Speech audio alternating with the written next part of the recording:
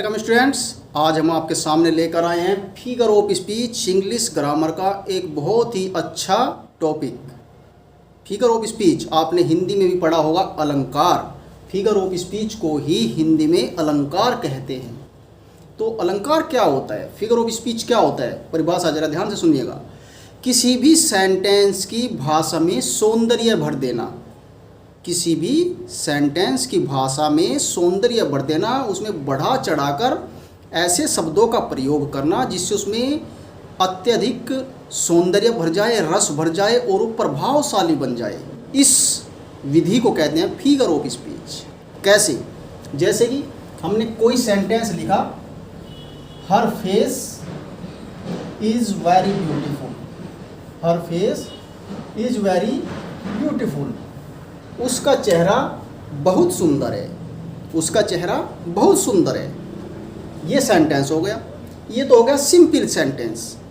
अब अगर हम इस सेंटेंस को फिगर ऑफ स्पीच अलंकार का प्रयोग करके बनाएं, इसको यानी प्रभावशाली बनाएं, तो हम इसको कैसे लिख सकते हैं? जैसे कि हमने इसको लिखा, her face is like the moon, her face is like the moon, उसका चेहरा सुंदर था, ठीक है, सुंदर है, ठीक है।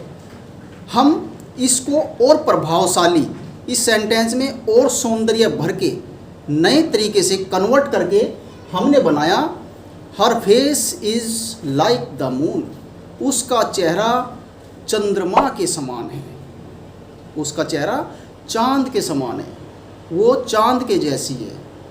तो हमने इसको प्रभावशाली बना दिया, इस सेंटेंस में सौंदर्य भर दिया, रस भर दिया। इसी विधि को कहते हैं फिगर ऑफ स्पीच, अलंकार। यानी कि किसी भी सेंटेंस की भाषा को प्रभावशाली बनाना, बढ़ा चढ़ाकर बातों को उसमें रख देना, उसमें सौंदर्य भर देना और अच्छा लगने लगे, प्रभावशाली लगने लगे। इसी को ही हम फिगर ऑफ स्पीच कहते हैं, अलंकार कहते हैं। तो जो ये सेंटेंस है, ये एक फिगर ऑफ स्पीच का सेंटेंस बन गया। अब ये जो फिगर ऑफ स्पीच होती है, अलंकार होते हैं, कितने प्रकार के होते हैं, कितने तरीके से सेंटेंस में फिगर ऑफ स्पीच अलंकार का प्रयोग किया जाता है? तो ये होते हैं 5 प्रकार के। नंबर 1, सिमली। सिमली, इसको बोलते हैं उपमा अलंकार हिंदी में, सिमली। ये कैसा होता है? जिस सेंटेंस में तुलना की गई हो, दो चीज़ों की तुलना की गई हो और उसमें सो, लाइक या एज इनका प्रयोग किया गया हो, सो, लाइक या एज इनमें से किसी एक शब्द का प्रयोग हुआ हो और तुलना की जा रही हो, तो उसको बोलते हैं सिमली फिगर ऑफ स्पीच, यानी कि उपमा अलंकार। जैसे कि यही सेंटेंस था, her face is like the moon. इस सेंटेंस में चेहरे की तुलना चांद से की जा रही है, उसका चेहरा चांद के समान है।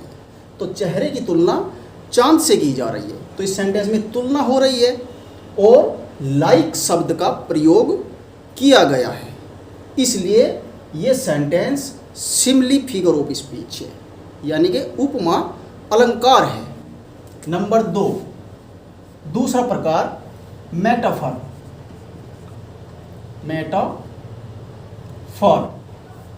मेटाफर, इसको बोलते हैं हिंदी में रूपक अलंकार। ये कैसा होता है? ये भी सिमली के ही तरह होता है, बस थोड़ा सा अंतर है। वो क्या है? मेटाफर में इसमें भी तुलना की जाती है और जो ये सो, लाइक और एज सिमले में प्रयोग होते हैं, इनका प्रयोग मेटाफर में नहीं होता, बस यही अंतर है। कैसे? लाइफ इज ए ड्रीम, जीवन एक सपना है, लाइफ इज ए ड्रीम। तो यहाँ पर जीवन की तुलना ड्रीम, सपने से की जा रही है, लेकिन इसमें सो, लाइक और एज इनमें से कोई शब्द नहीं आया है। यदि तुलना की जा रही हो लेकिन इनमें से कोई सा भी शब्द वाक्य में नहीं आया है तो वो कहा जाएगा मेटाफर फिगर ऑफ स्पीच। और यदि सो, लाइक और एज आता है तो उसको बोलेंगे हम सिमिली फिगर ऑफ स्पीच। तो ये दो प्रकार हो गए। नंबर 3, तीसरा प्रकार होता है हाइपरबोल। हाइपरबोल इसको बोलते हैं अतिशयोक्ति, अतिशयोक्ति अलंकार। आपने हिंदी में पढ़ा होगा अतिशयोक्ति अलंकार। ये क्या होता है हाइपरबोल फिगर ऑफ स्पीच? ये होता है किसी भी सेंटेंस में किसी बात को बहुत ही बढ़ा चढ़ाकर कह देना, बढ़ा चढ़ाकर कह देना हाइपरबोल अतिशयोक्ति अलंकार कहलाता है। कैसे?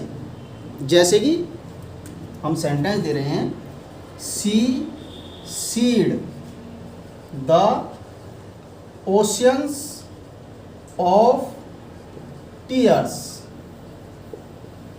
जैसे कि उसने आंसुओं के दरिया बहा दिए, वो इतना रोई कि उसने आंसुओं के दरिया बहा दिए।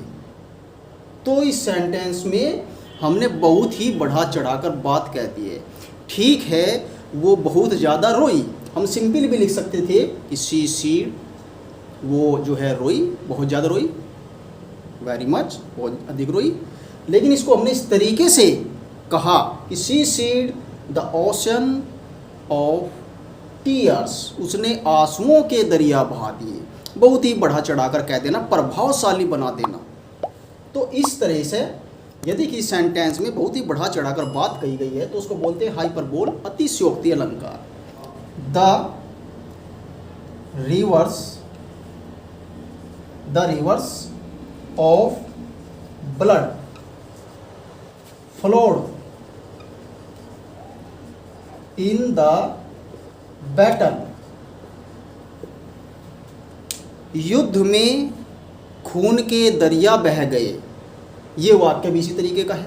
ठीक है, युद्ध में बहुत खून बहा, काफ़ी लोग मारे गए, तो सिंपल तरीके से भी कह सकते थे कि युद्ध में काफ़ी लोग मारे गए, बहुत खून बहा। लेकिन इसको हमने बहुत ही बढ़ा चढ़ाकर प्रभावशाली बनाने के लिए ऐसा सेंटेंस बनाया कि युद्ध में खून की नदियाँ बह गई, युद्ध में खून की नदियाँ बह गई। हालांकि नदियाँ तो कोई बही नहीं, ठीक है, लेकिन हमने इसको बढ़ा चढ़ाकर कहा, इसमें सौंदर्य बढ़ दिया, रस बढ़ दिया, प्रभावशाली वाक्य बना दिया। तो हो गया कि युद्ध में खून की नदियाँ बह गई। तो इस तरीके से बढ़ा चढ़ाकर अगर सेंटेंस में बात कही गई है तो उसको बोलते हैं हाइपरबोल अतिशयोक्ति अलंकार। नंबर 4, चौथा प्रकार होता है पर्सोनिफिकेशन। पर्सोनिफिकेशन, मानवीकरण। पर्सोनिफिकेशन अलंकार, पर्सोनिफिकेशन फिगर ऑफ स्पीच, मानवीकरण अलंकार। ये कैसा होता है? यदि किसी सेंटेंस में किसी निर्जीव या अमूर्त विचार को इस तरीके से वर्णित किया जाए, इस तरीके से प्रयोग किया जाए, इस तरीके से उसका वर्णन किया जाए जैसे कि उसमें जीवन हो, तो उसको बोलते हैं पर्सोनिफिकेशन फिगर ऑफ स्पीच। कैसे? जैसे कि लव इज ब्लाइंड, प्यार अंधा है या प्यार अंधा होता है। तो हमने यहाँ पर जो लव है ये एक अमूर्त विचार है, इसमें जिंदगी तो नहीं होती है, कोई जीवित प्राणी नहीं है।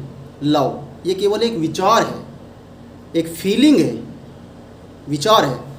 तो इसका वर्णन हमने इस सेंटेंस में इस तरीके से कर दिया है जैसे उसमें ज़िंदगी हो, कि प्यार अंधा है, जैसे कोई आदमी हो वो अंधा है, इस तरीके से इसमें हमने वर्णन किया है। तो प्यार को इसमें एक प्राणी की तरह जैसे उसमें जीवन हो, इस तरह से मान लिया गया है।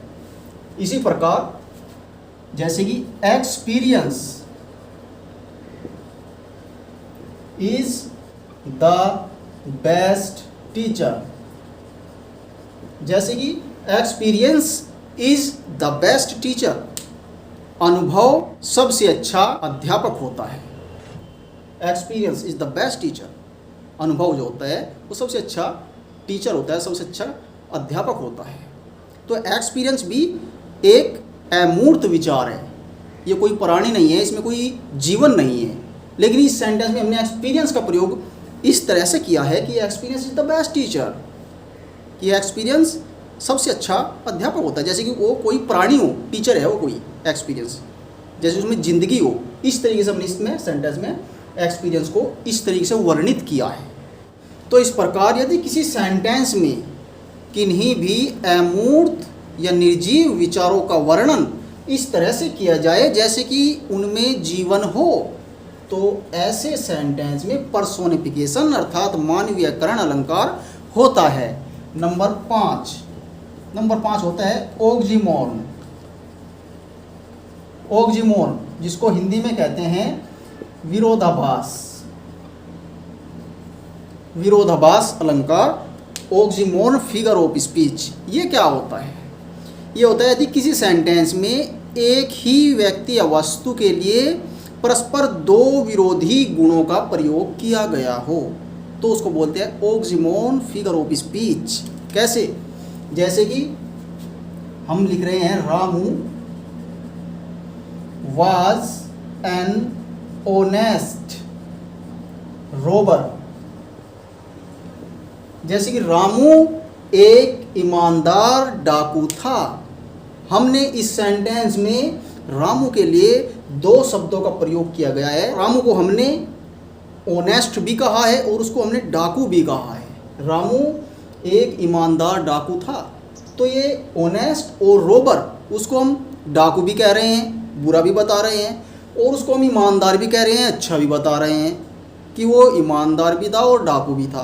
तो यदि ऐसे अपोजिट वर्डों का प्रयोग एक व्यक्ति के लिए किसी सेंटेंस में किया गया है तो उसको बोलते हैं ऑक्सीमोरन विरोधाभास अलंकार, ऑक्सीमोरन फिगर ऑफ स्पीच। इसी प्रकार दूसरा सेंटेंस है जैसे कि she is feeling sweet pain of love. जैसे हम दूसरा सेंटेंस लिखा, she is feeling sweet pain of love, वह प्यार का मीठा दर्द महसूस कर रही है। तो इस सेंटेंस में भी दो शब्दों का प्रयोग किया गया है जो एक दूसरे के अपोजिट है, विरोधी है। जैसे कि स्वीट और पेन, हम कह रहे हैं कि वह मीठा दर्द महसूस कर रही है, यानी कि वो दर्द भी महसूस कर रही है और उसका मीठापन भी महसूस कर रही है, उसको अच्छा भी लग रहा है और उसको दुख भी हो रहा है।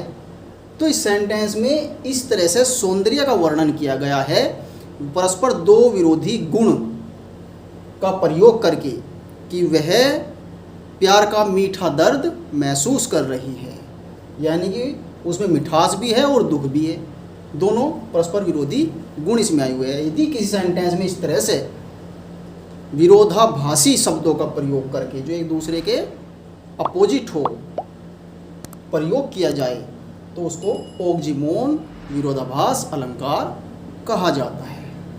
यदि आपको आज का हमारा ये टॉपिक फिगर ऑफ स्पीच अच्छा लगा हो, बहुत ही इजी और आसान तरीके से आपको समझाया गया है, यदि आपको समझ आया हो, अच्छा लगा हो, तो हमारी वीडियो अभी शेयर कीजिए और लाइक भी कीजिए, और इसके साथ ही अन्य अपने दोस्तों के पास, अपने रिलेटिव के पास हमारी वीडियो शेयर कीजिए और हमारे चैनल को सब्सक्राइब कीजिए। थैंक यू, धन्यवाद।